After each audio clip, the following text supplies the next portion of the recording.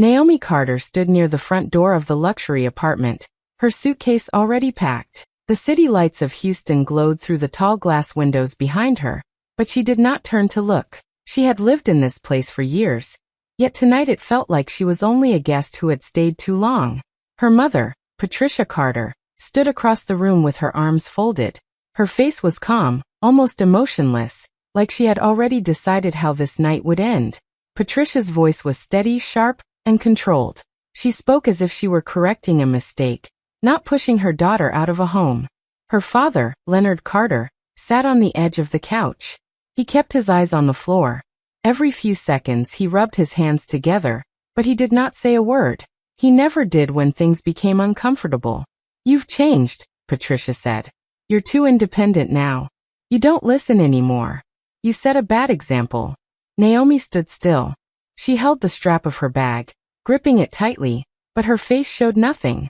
Patricia continued, her tone growing colder. "You're disrespectful. You question everything.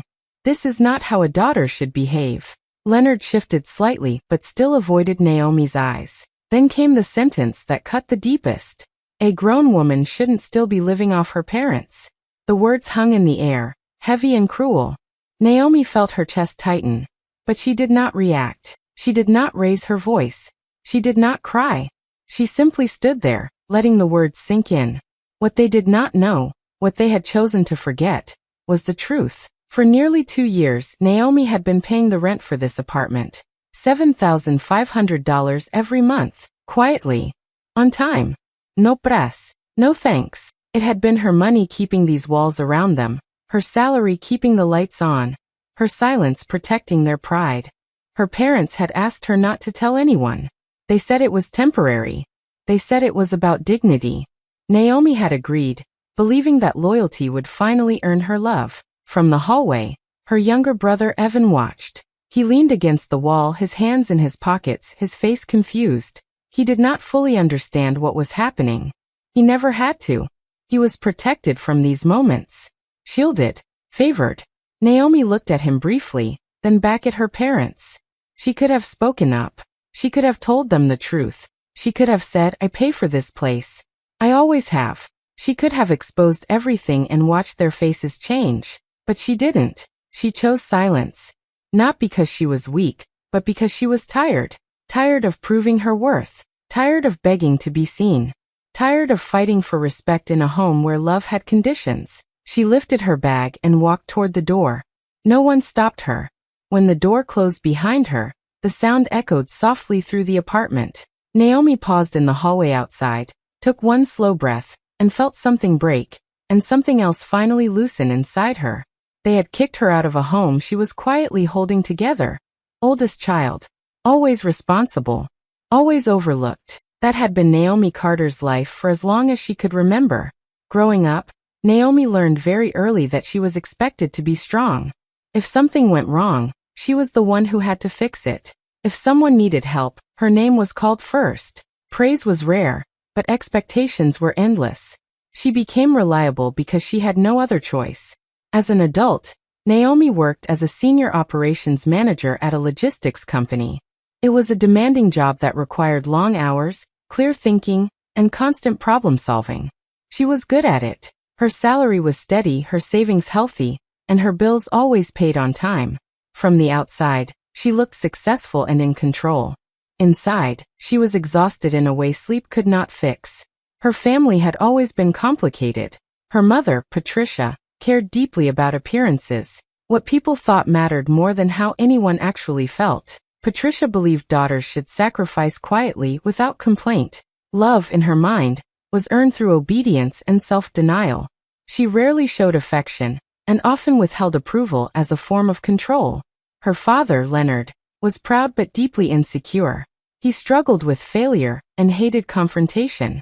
When tension filled the room, he chose silence. He let Patricia lead, even when her words hurt. His way of coping was to look away and hope problems solved themselves. Then there was Evan, Naomi's younger brother. He was treated differently. He was supported, encouraged, and protected. When he made mistakes, they were forgiven. When he needed money, it was given without question.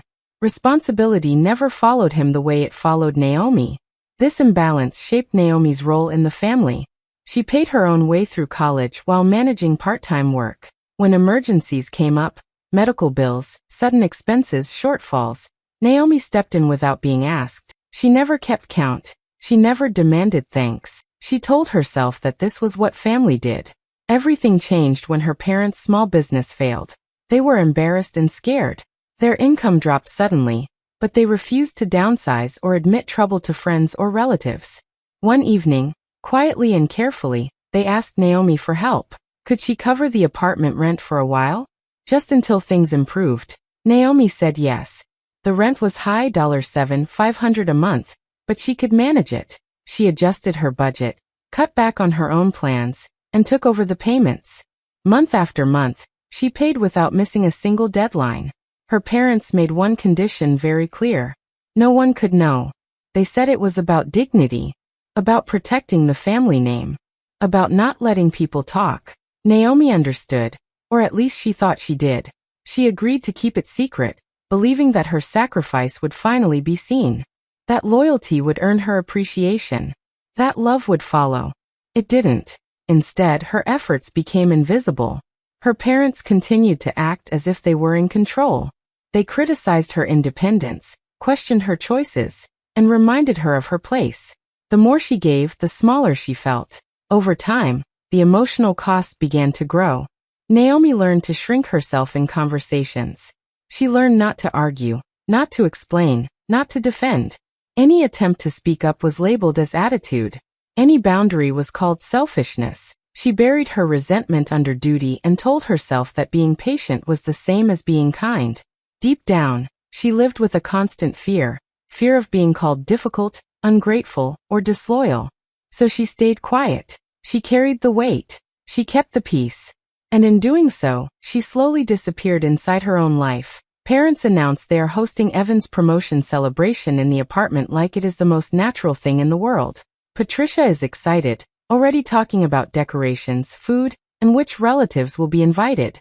She smiles proudly when she mentions Evan's name, as if his success belongs to her.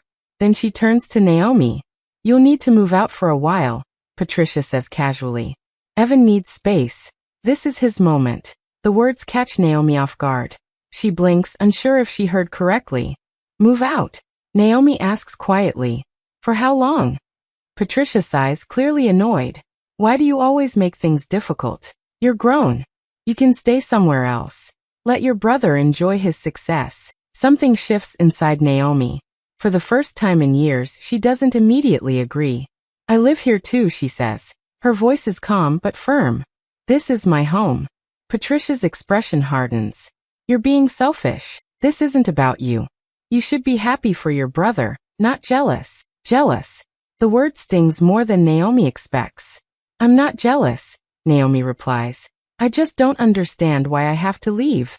Leonard sits nearby, flipping through his phone. He hears everything. He says nothing. His silence feels louder than shouting. Patricia steps closer. "You've always been like this. Always questioning. Always pushing back. You think just because you earn your own money, you can talk however you want." Naomi takes a slow breath. Her heart is racing, but her voice stays steady. "Do you even know whose name is on the lease?" she asks. The room goes quiet. Patricia laughs sharply. "Don't try to manipulate us," she says. "This is our home." "You're just being dramatic." Leonard finally looks up, but only for a second. He avoids Naomi's eyes again. The conversation ends quickly after that. Later that night, Patricia delivers the final blow. "You have 48 hours to move out," she says. "If you can't respect this family, you don't need to stay here." Naomi is also told she no longer has access to the shared family accounts. The decision is sudden, cold, and final. Naomi does not argue. She goes to her room, packs what she needs, and leaves. No explanations. No tears. No last words. But once she is alone, sitting in her car, the shock wears off and clarity slowly takes its place. For the first time, Naomi does something she has never done before. She calls the property management office. Her hands are steady as she asks about the lease, about termination terms, about notice periods. The answer changes everything. The lease is in her name. Only her name. As the call ends, Naomi sits quietly, staring ahead. A strange feeling settles in her chest. Not anger, not sadness, but power. For the first time in her life, she realizes the truth. She has been holding the control all along. Moves into a short-term rental. It is small, quiet, and nothing like the luxury apartment she left behind. The furniture feels temporary. The walls bare, the silence unfamiliar. Naomi places her bag down and sits on the edge of the bed. For the first time in years, no one is asking her for anything. That is when everything she has been holding in finally crashes down. She cries, not loudly, not dramatically, but deeply. The kind of crying that comes from years of swallowing words, from always being the strong one. Her chest feels tight. Her body feels tired in a way she cannot explain. She realizes she has been running on emotional survival for most of her life. The next few days feel heavy. Without constant responsibility, her mind has space, and that space fills with pain she never allowed herself to feel.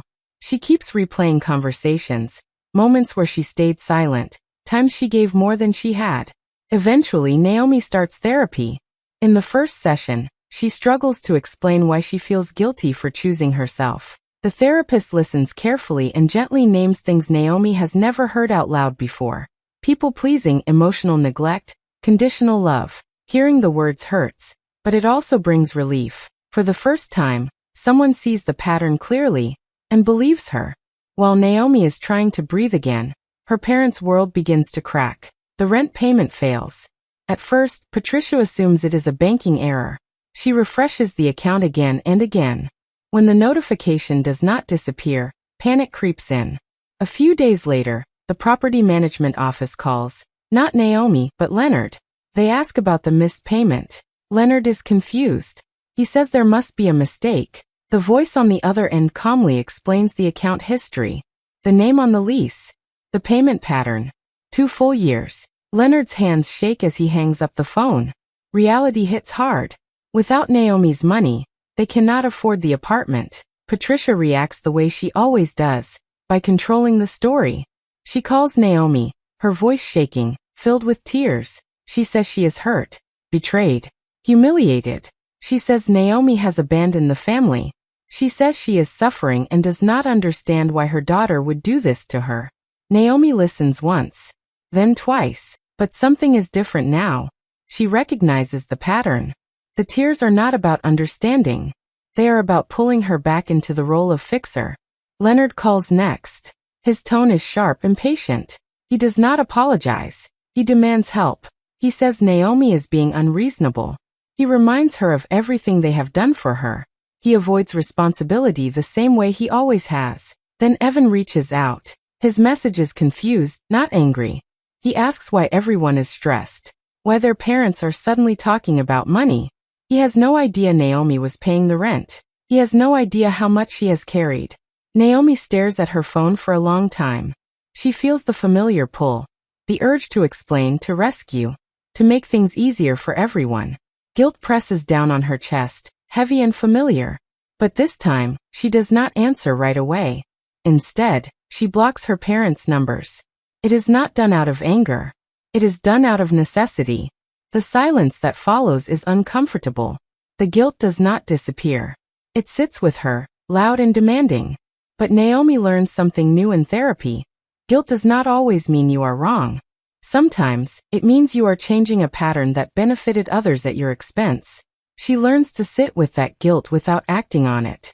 Slowly, she starts imagining a different kind of life. One where her worth is not measured by sacrifice.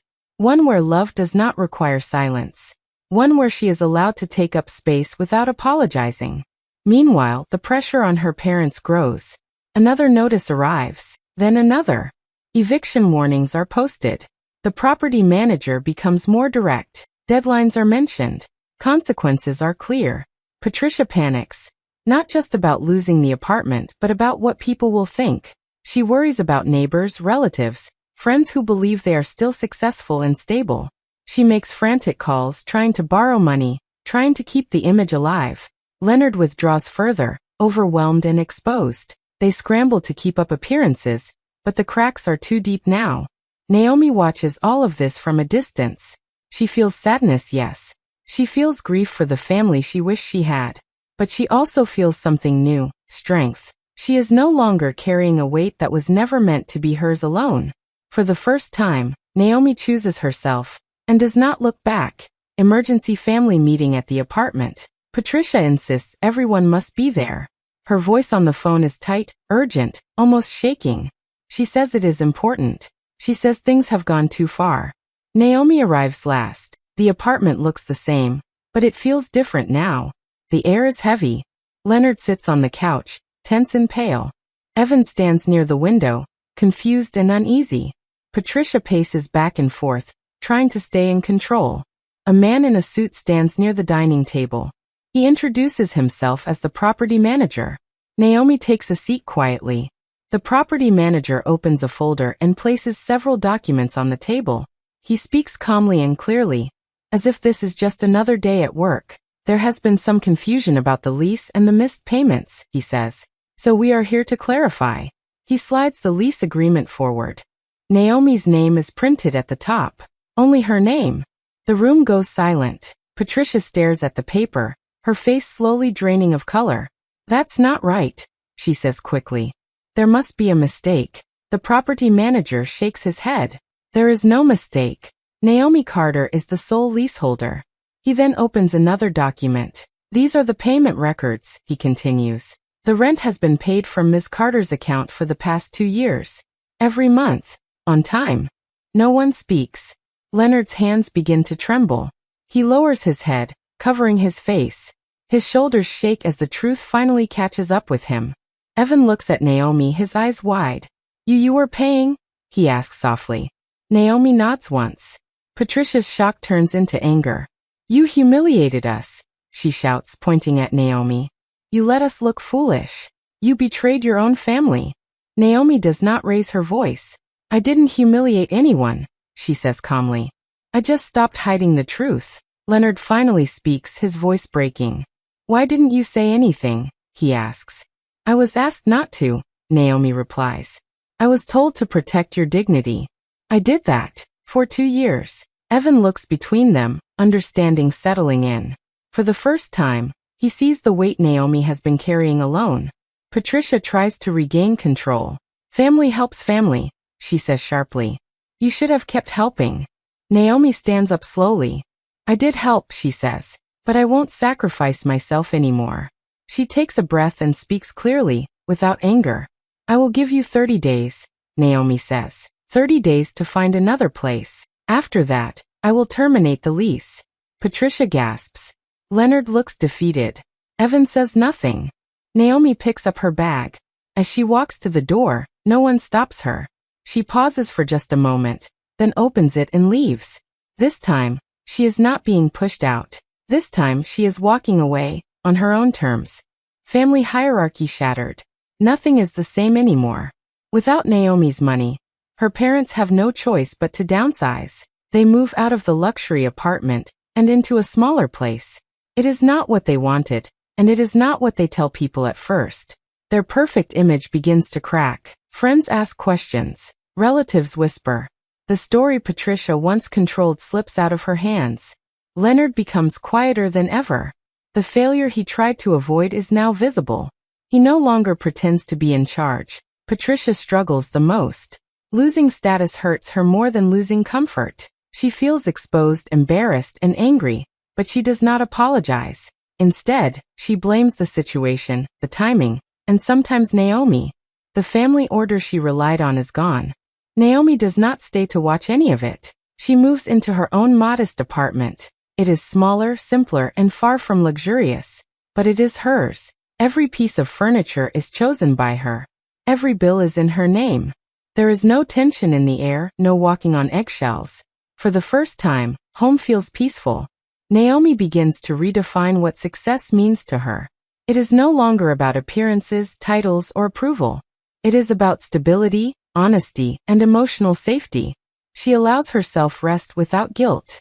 She spends weekends doing nothing, and learns that this is not laziness, but healing. She starts building friendships that feel different from family. These people listen. They give as much as they take. They respect her boundaries. With them, Naomi does not need to prove her worth or earn her place. Slowly, she learns what mutual respect feels like. Evan reaches out again. This time his message is different. There are no questions, no confusion. Only an apology. He tells Naomi he did not know how much she sacrificed. He admits he benefited from her silence. He says he is sorry. They meet for coffee. The conversation is honest and uncomfortable, but real. Naomi tells him the truth without anger. Evan listens without defending himself. For the first time, they meet as equals, not as protector and protected. Their relationship resets, built on honesty and accountability instead of silence. With her parents, things remain distant. Naomi accepts something painful but freeing. They may never change. They may never apologize. They may never fully understand the harm they caused. And that is no longer her burden. She chooses peace over proximity. She limits contact. She stops explaining herself. She lets go of the need to be seen by people who refuse to look. In this quiet, steady life, Naomi finally feels whole. Not because she fixed everything, but because she stopped disappearing to keep others comfortable. Naomi unpacks in her new apartment. The space is quiet, warm, and simple. There are no raised voices, no tension in the air. Just the soft sound of boxes opening and items being placed where she chooses. She moves slowly, without rushing. There is no one waiting for her to finish. No one watching or judging. Each small action feels calm and steady, like she is finally breathing at her own pace. There is no guilt in her chest. No secrets to protect. She sets her clothes in the closet, lines up her shoes, and places a photo frame on the shelf. The apartment does not try to impress anyone. It does not need to. It feels honest. Later, Naomi sits on the couch with her phone in her hand. She opens her banking app. One by one, she cancels the old rent payments. The numbers disappear from her screen. With them go the reminders, the automatic transfers, the quiet obligations she carried for so long. She deletes old notes, old alarms, old reminders that once controlled her schedule and her silence. Each tap feels like letting go. Naomi leans back and closes her eyes. She thinks about all the years she tried to be easy, helpful, invisible. All the times she stayed quiet to keep the peace. All the moments she doubted herself because speaking up felt dangerous. She opens her eyes and smiles softly. "I wasn't difficult," she whispers. "I was just done disappearing." The words feel true. They settle inside her like something finally in the right place. As night falls, Naomi walks to the door. She checks the lock once, then turns it firmly. The sound is small but powerful. Click. She stands there for a moment, hands still on the door, feeling safe. This is her first night in a home that belongs only to her. And for the first time in her life, that feels like enough. Hey friends, thanks for watching all the way through. Don't forget to like, comment, and subscribe for more stories. See you next time.